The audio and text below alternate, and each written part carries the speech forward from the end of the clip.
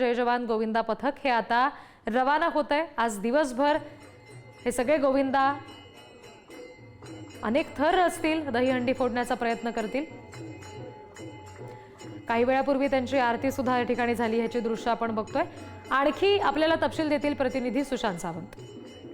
गोविंदा पथकाची आता आरती झालेली आहे, त्यानंतर ते त्यांची मानाची हंडी ज्या ठिकाणी ते सराव करतात त्याच ठिकाणची हंडी जी आहेत ते फोडणार आहेत। आणि आपण जर बघितलं असाल तर ही जोगेश्वरी पूर्व येथे मानाची हंडी आहे, ज्या ठिकाणी जय जवान गोविंदा पथक गेली अनेक वर्ष सराव करतं। जवळपास 4 ते 5 महिने या ठिकाणी सराव चालतो आणि आज तो दिवस आलाय दहीहंडीचा। आणि त्यानंतर ही हंडी फोडल्यानंतर मुंबईतील आणि ठाण्यातील ज्या इतर हंड्या आहेत त्या फोडण्यासाठी हे पथक जे आहे ते आता रवाना होणार आहे। थोड्याच वेळात ही हंडी इथे फोडल्यानंतर या ठिकाणाहून जी पहिली हंडी असणार आहे ती फोडण्यासाठी ते मुंबईच्या दिशेने रवाना होतील आणि त्यानंतर दुपारनंतर ते ठाण्याला जातील। गेली अनेक वर्ष ज्यांच्या नावावर विक्रम आहे असं हे जय जवान गोविंदा पथक आहे। यावर्षी देखील एक नवा विक्रम रचण्याचा प्रयत्न या पथकाचा आहे आणि त्या दृष्टिकोनातूनच त्यांच्याकडून तयारी देखील करण्यात आली होती। कॅमेरा पर्सन स्नेहलसह सुशांत सावंत, पुढारी न्यूज, मुंबई। ही थेट दृश्य आपण बघतोय। आता जय जवान गोविंदा पथक हे रवाना होत आहे। आज दिवसभर हे सगळे गोविंदा मजा तर करणारच आहेत, पण उंच थर रचण्यामध्ये जय जवान गोविंदा पथकाचं नाव आहे। आणि आता आज किती थर नेमके पथकाकडून लावले जात आहेत हंडी फोडण्यासाठी हे पाहणंही तितकंच औत्सुक्याचं आहे। असंख्य गोविंदा इथं आहेत, आपण बघतोय। कॅमेरावरती जातोय, अंगावर जातोय। इतर सगळ्या मजेबरोबरच पावसाची सुद्धा प्रतीक्षा गोविंदांना असते आणि अगदी काल रात्रीपासूनच मुंबई आणि परिसरामध्ये मुसळधार पाऊस कोसळतोय, त्यामुळे त्या दृष्टीने सुद्धा गोविंदांचा उत्साह आणखी वाढलेला आपण बघतोय। मुंबईतल्या जोगेश्वरीमधली दृश्य आहेत। जय जवान गोविंदा पथक आता जी मानाची हंडी आहे जोगेश्वरीमधली ती फोडेल आणि मग त्यांच्या आजच्या दिवसाची सुरुवात होईल। संपूर्ण मुंबईमध्ये अनेक ठिकाणी जय जवान गोविंदा पथक जात असतं आणि त्या ठिकाणी उंच थर लावून हंडी फोडण्यासाठी प्रयत्न करत असतात।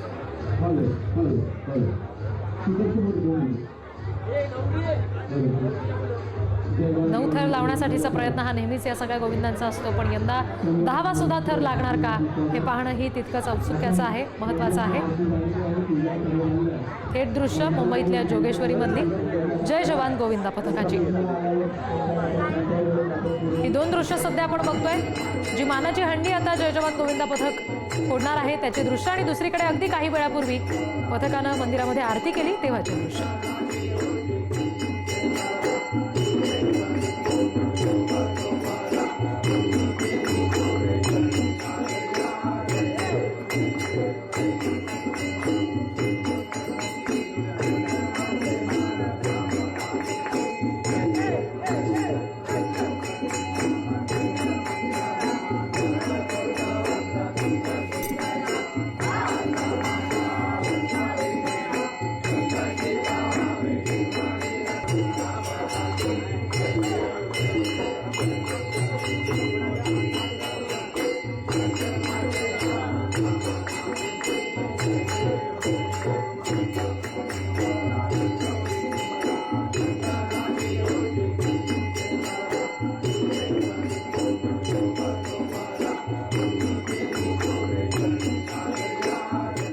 हा सगळा जय जवान गोविंदा पथकाचा उत्साह आपण बघतोय।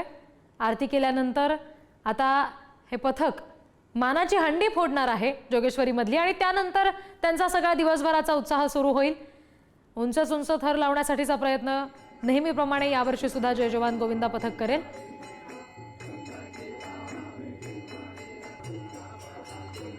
हे दृश्य आपण बघतोय। एकीकडे मानाची हंडी जी आता लावलेली आहे त्याचे दृश्य आणि दुसरीकडे अगदी काही वेळापूर्वी पथकानं आरती केली तेव्हाचे दृश्य।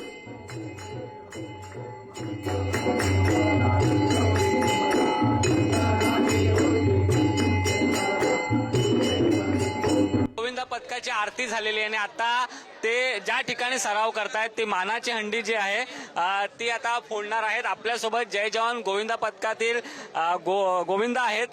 काय सांगाल, आजचा दिवस आहे तुमच्यासाठी महत्त्वाचा, कसं वाटतं? खूप बरं वाटतंय आज। म्हणजे आम्ही मागील 4 महिने सराव करतोय, तर कुठे जाऊन आजच्या दिवसात जे आम्हाला करायचं आहे ते आम्ही आज नक्कीच करून दाखवू. दरवर्षी तुम्ही नवनवे विक्रम करता, यावर्षी नेमका काय विक्रम करणार आहात?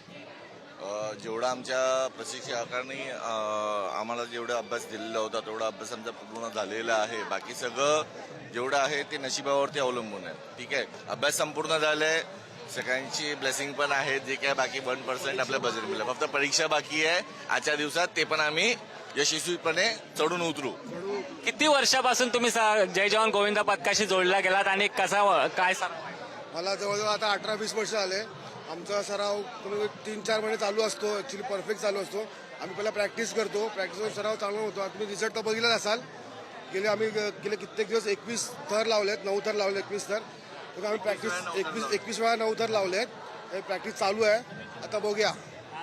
विक्रम तुम्ही मोडणार आहात, 21 वेळा 9 थर तुम्ही लावलेले आहेत. यावेळी काय नेमकं असं काही सांगू शकत नाही नक्की, पण ठीक आहे, प्रयत्न चालू आहेत. बाकी सगळं जे काय असेल ते देवावरती, बाकी आमच्या बजरंग बलीवरती आणि आमच्या कोचवरती आम्हाला विश्वास आहे. विश्वास आहे की आम्ही आमचा रेकॉर्ड ब्रेक करू शकतो.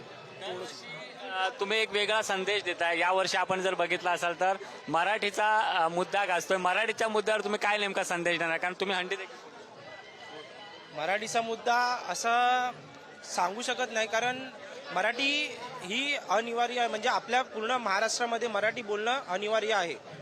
तर सगळ्यांनी मराठी बोललं पाहिजे. महाराष्ट्रात राहतात तर सर्वांनी मराठी महाराष्ट्रामध्ये राहतात तर मराठी बोललं पाहिजे. तुम्ही कमवायला महाराष्ट्रामध्ये येता आणि मराठी बोलत नाही, याचं जरा दुःख वाटतं.